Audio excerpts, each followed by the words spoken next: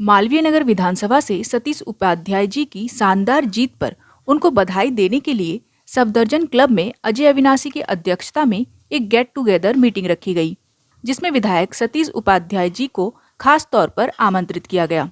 कार्यक्रम में सफदरजंग क्लब के सभी मेंबर और कई RWA मौजूद रहे। आए हुए सभी गणमान्य लोगों का भव्य रूप से स्वागत किया गया। सभी ने अपने क्षेत्र की समस्याओं से सतीश उपाध्याय जी को अवगत कराया और उन्होंने जल्द से जल्द काम पूरा करने का वादा किया।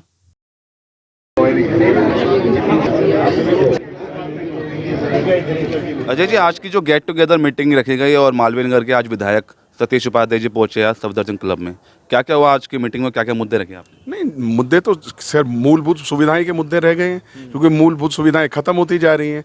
वो उसका पूरा नाश हो गया। जगह जगह हमारे कूड़े के ढेर लगते जा रहे हैं, ढलाऊ सारे खराब हो गए हैं। जहाँ जाओ इतने से कूड़े की जगह तो पूरी रोड कूड़े से भरी हुई है।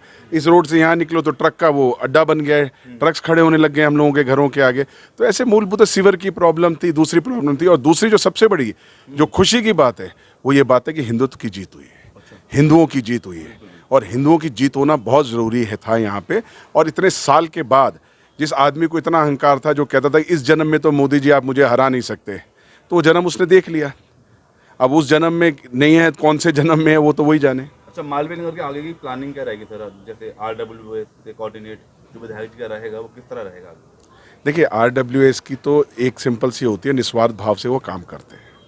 RWA का काम मूलभूत सुविधाएं प्रॉपर आती रहें, पानी साफ़ सुथरा आए, गलियां ठीक बने, पार्क ठीक मेंटेन रहे। जो सबसे बड़ी दिक्कत आ रही है, जो हम इस इशू को उठाने वाले हैं, वो ये है कि दिल्ली के 3 बजट हैं, PWD, NDMC और MCD, और भी कोई एक आध हो तो मालूम नहीं। अब ये सारे बजट अगर दिल्ली के लिए हैं, आज NDMC का एरिया इतना छोटा है पर एशिया का लार्जेस्ट बजट है वहाँ पे, कि लूटेन एरिया है। हमारा इतना बड़ा एरिया, हमारा बजट कम है यहाँ पे। तो उन बजट को सबको इकट्ठा करके और जितनी बड़ी कॉन्स्टिट्यूंसी है उसके हिसाब से, रेशियो के हिसाब से उसका बजट बनाया जाए ना। ये थोड़ी कि NDMC के एरिया के अंदर रोज ही तोड़फोड़ हो रही है, रोज ही काम हो रहा है और हमारे पास है कुछ नहीं यहाँ पे। तो वो एक ऐसा इशू है जो इशू में पहले भी आपके साथ, आपने शायद मेरी बाइट ली थी, वो इशू मैंने पहले भी उठाया था और ये इशू को मैं आगे भी बढ़ाऊंगा। तो सरकार अब तो मोदी जी के नीचे, दिल्ली सरकार आपकी है, बीजेपी की, अब तो मेजोरिटी से सरकार आपकी। नहीं तो बीजेपी के पास कोई एक्सक्यूज नहीं रह गया। अब हरियाणा में भी बीजेपी की सरकार है, यूपी में भी बीजेपी की सरकार है, दिल्ली में भी बीजेपी की सरकार है, सेंटर भी बीजेपी है। और मोदी जी के विजन पे सबको विश्वास है। ये मोदी जी के विश्वास की जीत हुई है और उसने जो विश्वासघात किया उसकी विश्वासघात की हार हुई है। सर, आप बताइए आज की गेट टुगेदर मीटिंग को लेकर। टू बी वेरी फ्रैंक, आज जो सतीश जी आए हैं और जो सतीश जी ने बातें बोली हैं, आई थिंक उनको ना होमवर्क करने की ज़रूरत नहीं है। पिछले 10 साल से बीजेपी और पिछले 30 साल से बीजेपी ये देख रही थी कि इस सिटी में, हमारी कैपिटल में कोई काम नहीं हुआ है। और आज जिस तरीके से सतीश जी ने वो बातें बोली हैं, ही वाज सो मेटिकुलस। उनके दिमाग में एक एक चीज़ रजिस्टर्ड है कि बीजेपी को अब दिल्ली में क्या क्या करना है। And I think I have full faith in my MLA Satish ji, and I have full faith in BJP. I think BJP will deliver this time. ठीक है, आप क्या कहना चाहते हैं आज की मीटिंग को लेकर? मैं यही कहना चाहूँगा, सतीश उपाध्याय जी आ जाए और हमारी मालवीय नगर विधानसभा से सारे RWA ने इकट्ठे होकर उनका गर्मजोशी से स्वागत किया। उन्होंने हमें आश्वासित किया कि जो पहले के काम जो भी पेंडिंग रह गए हैं वो शीघ्र से शीघ्र उनको पूरा कराएंगे। और हम सबको उनसे बहुत उम्मीद है, जिस पे हमें लगता है वो खरे उतरेंगे। बहुत जल्दी आप इस विधानसभा का स्वरूप बदलते देखेंगे। दिल्ली में जो सबसे बड़ी एक और समस्या थी कि जो दिल्ली का सत्र, जो असेंबली का सेशन था, वो बुलाया ही नहीं जाता था। एक दिन बुलाया, सिर्फ किस लिए बुलाया? मोदी जी के लिए उल्टा सीधा बोलने के लिए। एक महाशय ये थे जो बताते थे वहाँ जाके कि जी ये मशीन जो है गड़बड़ है, लेकिन वो बाहर नहीं बोलते थे क्योंकि वहाँ उनको इम्यूनिटी मिली हुई थी, बाहर वो इम्यूनिटी नहीं मिली। जब 67 सीटें अगर उन्होंने इतने परफेक्ट तरीके से बताया कि इस तरह गड़बड़ी होती है मशीनों में, तो कम से कम इसका मतलब तब तो उनकी 67 सीटें थी, तो गड़बड़ी से जीते थे क्या वो? तो अपनी गड़बड़ी बता रहे थे कि हम कैसे जीते हैं। तो ये जिस तरह का झूठ प्रचार ये चल रहा था, उस झूठ प्रचार का काफ़ी हद तक अंकुश लगा, अंत भी होता जा रहा है। और उनको भी ये समझ में आ गया होगा खाली झूठ से राजनीति नहीं चला करती। और उन्होंने सबको ये बोला है कि सब मिल के रहें। जितने भी RWA की जो एसोसिएशन बनी वो अलग अलग हैं, उनकी जगह एक एसोसिएशन होनी चाहिए। और जो भी समस्या है, जैसे केजरीवाल जी ने आंधी मचा रखी थी, सारी जगह नरक बना रखा था दिल्ली को, और विस्टा फैला दी। आपका जो यमुना के विषय में तो सब जानते ही हैं। उसके अलावा भी जो लोगों के घर में सीवरेज में पानी भर जाता था, घरों में पानी भर रहा था, उसके विषय में भी संज्ञान लिया गया। उन्होंने बोला मैं पहले आगे बढ़ के काम लूँगा और मुझे सिर्फ 24 घंटे का समय चाहिए, मैं समस्याओं का समाधान समाधान कर दूंगा, मगर समय चाहिए, थोड़ा सा धैर्य चाहिए, और जिसकी बहुत नितांत आवश्यकता है। हम उनके बहुत बहुत आभारी हैं कि वो आए, उन्होंने इतना हमारे विचारों को सुना, हमारी समस्याओं को सुना और हल निकालने के लिए उन्होंने हमें आश्वासित किया। हम उनका बहुत हृदय से हार्दिक धन्यवाद करते हैं। अभी तक सबका फोन पूरी तरह उठाते हैं, और आज से नहीं, शुरू से, क्योंकि एक बार ऐसा क्लब में मुसीबत आ गई थी कि क्लब की किचन किसी ने बंद करवाई थी, और सतीश जी हमारे यहाँ के काउंसलर नहीं थे, मालवीय नगर में के काउंसलर थे, और मैंने इनको फोन किया, उन्होंने कहा 2 मिनट लाइन पे रुक, मैं उसको लाइन पे ले रहा हूँ। तो उसने जैसे बात करते हैं, जी वो ये दिक्कत थी, बोला मैं आ रहा हूँ तेरे को लेने, और मेरे और ना दोनों वार्डों में घूमूंगा, और अगर जहां जहां ऐसी किचन मुझे कोई और दिखाई दी जो आप बोल रहे हैं, अगर सील नहीं किया तो तेरी नौकरी कल खा जाऊंगा। तो परसों ही आदमी आ गया, सील खोल के गया, हमारे हाथ में लेटर दे के गया। ये सतीश जी का काम करने का तरीका।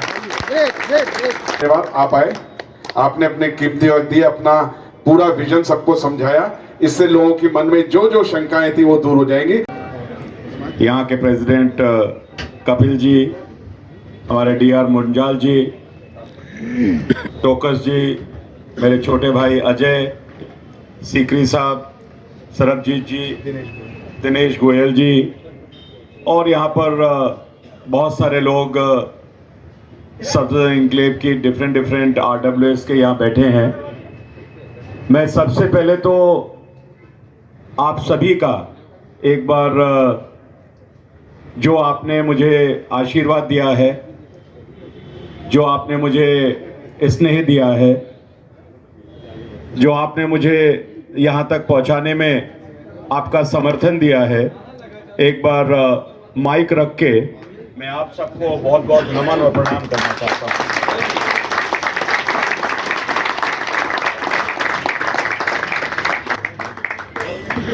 ये प्रणाम जो है ये मेरे मन के भाव, और ये खास करके मालवीय नगर विधानसभा को 32 साल बाद, 93 के बाद ये दिन भारतीय जनता पार्टी को आपके कारण से देखने के लिए मिला है। 32 साल एक लंबा समय है, 3 दशक गुजर गए। 3 दशक के बाद भारतीय जनता पार्टी ने यहां पर दिल्ली में इस प्रकार का कमल खिलते हुए देखा है, और आप विश्वास मानिए कि देश के प्रधानमंत्री मोदी जी ने जिस तरीके से विकसित भारत का एक लक्ष्य लिया है, पिछले 10 सालों से दिल्ली इस विकसित भारत के सपने से पूरी तरह पीछे होती जा रही थी। 10 साल के अंदर दिल्ली लगभग 25 साल पीछे चली गई। ये जो विकसित दिल्ली का सपना है, ये विकसित दिल्ली का सपना, आप यकीन मानिए, मैं आपको विश्वास दिलाना चाहता हूं कि विकसित भारत के साथ साथ विकसित दिल्ली का सपना भी अब 100% पूरा होगा, उसको कोई रोक नहीं सकता।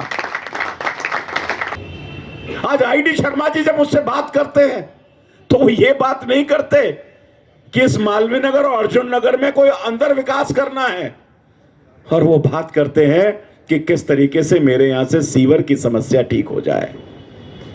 कल्पना करो कि आपके माइंडसेट को, आपकी एस्पिरेशन को किस निचले स्तर तक पहुंचा दिया इन्होंने।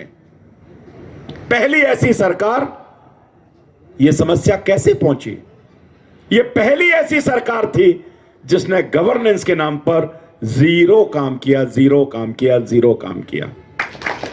और अब हमारे काम करने की बारी है, आपके विश्वास को जीतने की बारी है, आपकी एस्पिरेशन पे खरा उतरने की बारी है। मैंने RWS की मीटिंग में कहा था, अजय भाई आज भी मैं कह रहा हूं, इस मालवीय नगर विधानसभा को नंबर 1 बनाने में मेरा इंटेंट काम करने का, तब भी कहा था, मेरा काम करने का इंटेंट जो मैंने तब कहा था और 5 साल के लिए कह रहा हूं, 24 कैरेट का रहेगा, 24 कैरेट का रहेगा। मैं काम से पीछे भागने वाला नहीं हूं। हाउस में जाकर के मैंने सबसे पहले इस क्षेत्र की डीसिल्टिंग की समस्या को सबसे पहले मुख्यमंत्री के सामने, सदन के सामने रखा है। 11 साल हो गए, नालों की डीसिल्टिंग नहीं हुई। जलभराव क्यों हुआ? जलभराव इसीलिए हुआ कि नालों की डिसिल्टिंग नहीं हुई। मैंने उस समस्या को रखा है, अधिकारियों की मीटिंग ली है और बारिश आने से पहले 100% डिसिल्टिंग इन नालों की, चाहे छोटे हो बड़े हो, वो करा करके ही हम दम लेंगे। मैंने दूसरी समस्या रखी है पानी की। मैं B3 ब्लॉक में गया था, सहगल साहब यहां पर बैठे होंगे, बैठे हैं सहगल साहब यहां पर, वो खड़े हैं सहगल साहब। परसों आपने मुझे बुलाया था, परसों के बाद 1 साल से आप समस्या से, आपके यहां परसों से काम शुरू हुआ कि नहीं हुआ? परसों से इनके यहां काम शुरू हो गया। सामने खड़ी थी, उसे मेरी बातों पर विश्वास नहीं हो रहा था, बार बार मुझे एक ही बात कह रही थी, मेरी समस्या का समाधान करिए। मैंने कहा मुझे समय तो दीजिए, नहीं मेरी समस्या का समाधान कीजिए। दोष उनका नहीं है, दोष उनका नहीं है, लोगों ने नहीं काम करने से इतना थका दिया कि लोगों पर सबसे विश्वास उठ गया। और उस विश्वास की बहाली के लिए मैंने इनको कहा था मैं 24 घंटे नहीं होने दूंगा, 24 घंटे नहीं होने दूंगा। 12 महीने आपने 1.5 साल इंतजार किया और 24 घंटे हुए नहीं, काम भी शुरू हुआ और लगातार काम का मैं फीडबैक भी ले रहा हूं कि काम कैसा हो रहा है कि नहीं हो रहा। ये विश्वास मुझे जीतना, ये काम मुझे करना है। ना अफसरों को हम बैठने देंगे, ना हम खुद बैठेंगे, ना अफसरों को घर में बैठने देंगे।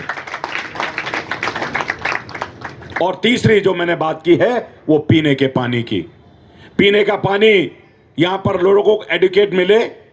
अभी काम शुरू होने से पहले ही, शपथ लेने से पहले 2 से 3 बोरवेल आरओ लगा करके, जहां पानी कम है, जहां पानी की कमी है, वो भी मैंने सैंक्शन कराने का काम, जो कि मिलता नहीं है, एनजीटी नहीं देती, सरकार से बात करके अपने यहां पर सैंक्शन कराने के लिए प्रोसेस करवा दिया है, प्रोसेस करवा दिया है मैंने।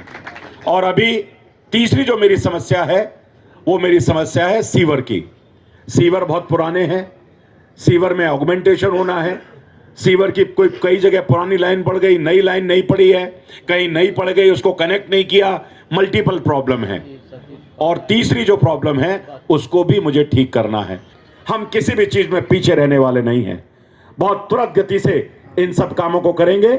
मुझे चाहे लेफ्टिनेंट गवर्नर के पास जाना पड़े, चाहे मंत्रियों की विजिट करानी पड़े, चाहे मुख्यमंत्री साहिबा को लाना पड़े, एक एक काम को इस तरीके से करूंगा। और मैंने अधिकारियों को निर्देश दे दिया है, थर्ड पार्टी से हर काम की टेस्टिंग कराऊंगा और जो गारंटी आपने काम की दी है उस गारंटी में कोई कताई मिली तो आपको छोड़ने वाला नहीं हूं, मैं छोड़ूंगा नहीं।